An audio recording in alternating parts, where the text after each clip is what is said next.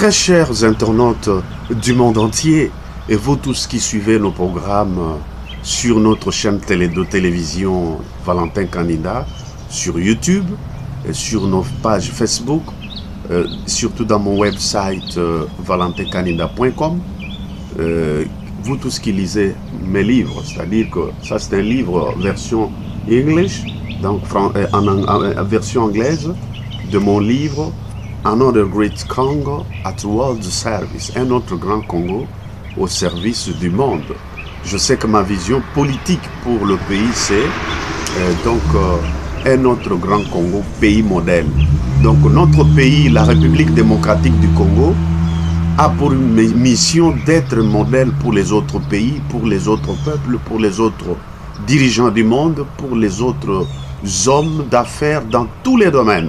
Donc tout Congolais doit mettre dans sa tête qu'il est créé, il est fait comme missionnaire pour développer le monde économiquement avec toutes les ressources naturelles que nous avons et en plus pour être modèle. Et si vous travaillez en fonction de cette vision, vous êtes alors vrai Congolais. Et d'ailleurs, pour la première fois, je suis l'unique qui a donné une définition du peuple congolais. J'avais dit que le peuple congolais est missionnaire et riche, placé au cœur de l'Afrique pour piloter le développement intégral du monde. Un peuple riche et missionnaire, placé au cœur de l'Afrique afin de piloter le développement intégral du monde. C'est-à-dire que ce soit le développement du côté évangélique, que ce soit du côté économique, politique, culturel ou quoi. C'est pourquoi c'est un pays multiculturel. Voilà. Donc ce livre, vous le trouverez dans www.valentincanida.com. Vous pouvez l'acheter. Cliquez seulement la rubrique « Mes livres » sur mon website. Et si vous l'achetez, c'est une petite contribution, une grande bien sûr, que vous donnez pour que ce progrès de ce que nous faisons soit évident. Voilà.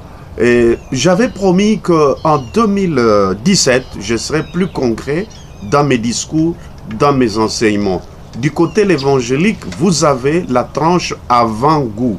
Quand vous voyez avant-goût, sachez que c'est purement évangélique. Il n'y a rien de mélange dedans. Et là, vous aurez la parole de Dieu telle qu'écrite dans la Bible, et pour la repentance, pour l'édification de votre foi en Christ, en Yeshua Mashiach. Mais si vous trouvez la tranche mon opinion politique, là je donne mon opinion parce qu'il y a mes partisans du monde entier. Si vous voyez, j'ai plus de 20 pages Facebook, 20 groupes. Valentin Canida, Maroc soutient Valentin Canida. Ce sont les Congolais de Maroc qui me soutiennent. Angola, Luanda, ce sont nos compatriotes congolais de l'Angola qui me soutiennent. Comment dirais-je encore, telle ville ou tel pays du monde.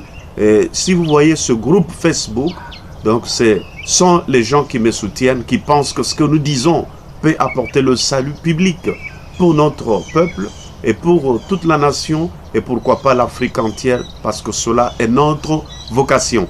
Je viens juste aujourd'hui dire que dans mon opinion politique, je donnerai plus ma vision politique des choses. Je suis de ceux qui croient que l'homme a été fait pour faire la politique au jardin d'Éden. Car scientifiquement, la politique c'est l'art de gérer une cité, la façon d'organiser une cité. Or, le premier qui fut créé pour organiser la cité, la première cité du monde, le jardin d'Éden, c'était Adam, avec sa femme Ève. Donc c'est ça la politique. C'est Adam qui a organisé la cité, qui a donné le nom à chaque animal, en commençant même par sa femme qui est son semblable. Il lui a donné le nom de la femme, et puis il a donné le nom, l'éléphant, le serpent, tel. Et Dieu était en train de regarder et admirer comment Adam organisait la cité. Donc la politique a commencé au jardin d'Éden. Là, on a dit ce qu'on ne vient pas. Alors ne me dites pas les discours dormeurs qui font endormir notre peuple ou les peuples du monde en disant laissons la politique aux politiciens. Qui sont les politiciens? Moi je dis une chose et une nuance. Il y a différence entre un homme politique et un politicien. Un politicien c'est tout simplement celui qui fait comme nos politiciens africains ou d'ailleurs sous d'autres cieux, qui ne travaillent que pour leurs propres intérêts, qui se pérennisent au pouvoir, qui utilisent cet élément qui dit que le parti politique a été fait pour conquérir le pouvoir et s'y accrocher le plus longtemps possible. Ça, c'est les vrais politiciens qui travaillent pour ces comptes-là. Et un tel monsieur, il est capable de changer des constitutions, il est capable de violer les lois de la République, il est capable de tuer, créer des rébellions, parce qu'il tient à tout prix à se maintenir au pouvoir. Mais l'homme politique, disons bien, l'homme politique, c'est celui qui est d'abord un homme, mais en plus, il fait la politique pour le salut public, pour l'intérêt supérieur de son pays, l'intérieur du pays supérieur, disons, de peuples du monde qui lui ont fait confiance, qui lui ont donné un poste de responsabilité. Voilà pourquoi aujourd'hui je viens juste alerter mon pays et l'Afrique entière. Pour l'Afrique, je dis bien que je regrette que les pays d'Afrique souhaitent la destruction de la République démocratique du Congo. Je regrette. Et pourtant, ces mêmes frères, ces mêmes confrères africains, ils savent bien que sans la République démocratique du Congo, le développement de l'Afrique sera mitigé. Ça sera impossible. Alors, un tel pays, il ne faut pas souhaiter sa destruction, mais il faut souhaiter sa stabilité.